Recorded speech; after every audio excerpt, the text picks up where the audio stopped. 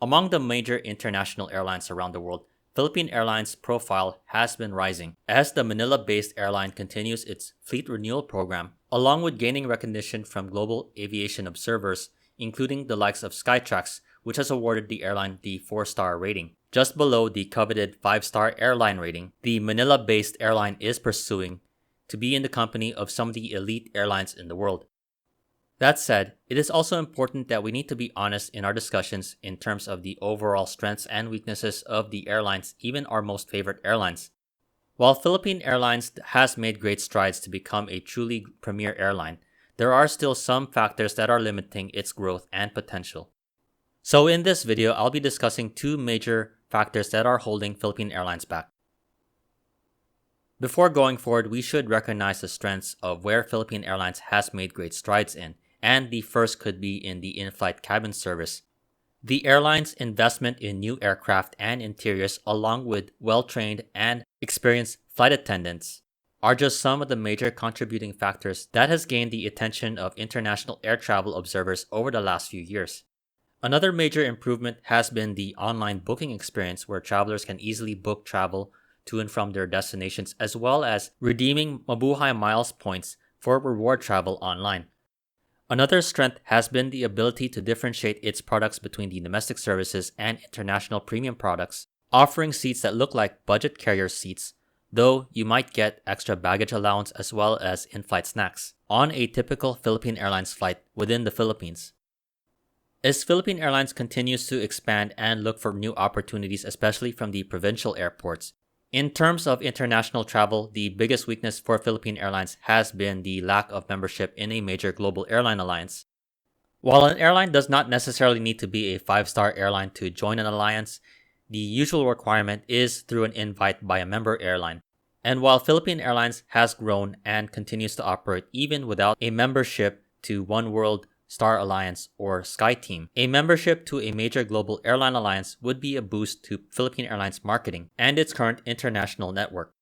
For now, Philippine Airlines is an odd man out, especially in a highly competitive Asia market where there are major airlines present from the SkyTeam, One World, and Star Alliance partner airlines serving Manila, as well as growing their presence in other airports such as Clark, Cebu, Davao, and Calibo.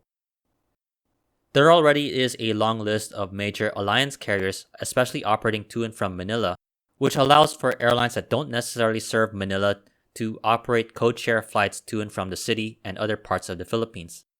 Examples of this could be seen in the partnership between Cathay Pacific and Malaysia Airlines as One World partners with British Airways, or Lufthansa and Singapore Airlines, as well as American Airlines and Japan Airlines for the North America market. From Cebu, the airline alliance members that are leading the way include Korean Air, Cathay Pacific, and Asiana, which allows for connections within their hub to other cities around the world.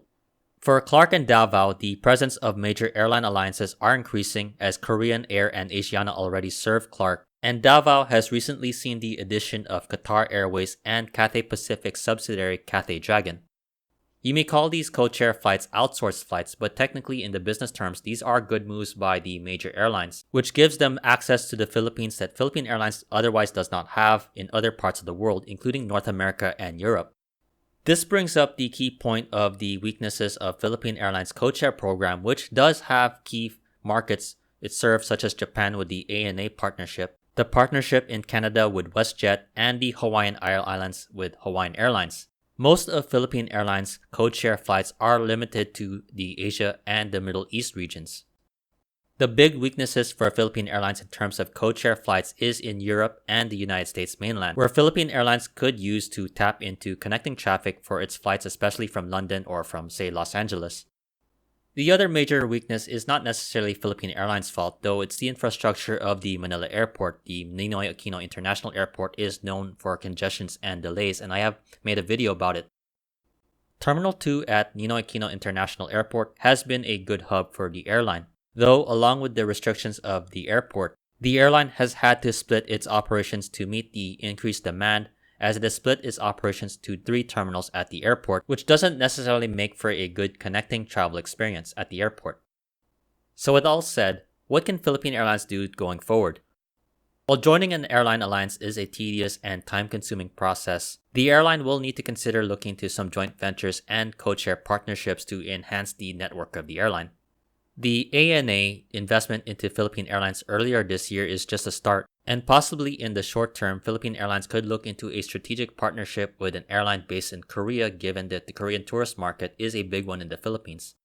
Philippine Airlines will still need to be vigilant for an opportunity to join alliance, and the ANA partnership could be a setup as ANA is a Star Alliance member. And even though a few years ago the head of Star Alliance has ruled out Philippine Airlines, there could be a chance in the future that this could change, given the volatile situation of some of the airlines in the region who happen to be alliance members.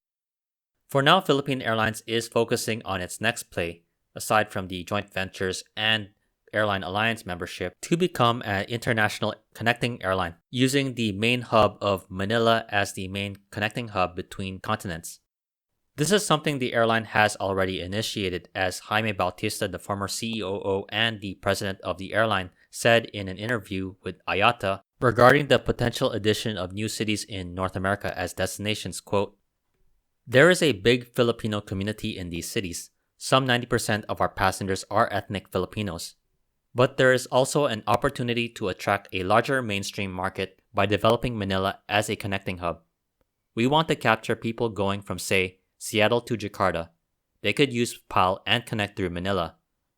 Manila can be a hub for traffic to the United States from various places in the region, including Kuala Lumpur and India." Looking at a map of the current destinations in North America for Philippine Airlines, as well as the destinations in Asia, including New Delhi, which is a destination that the airline has delayed the launch for, the airline could use some of its new A321s, especially for the Delhi route, and the offering of lower fares with the best airline route network to the United States and Canada, especially for a Southeast Asian airline, except for Singapore Airlines.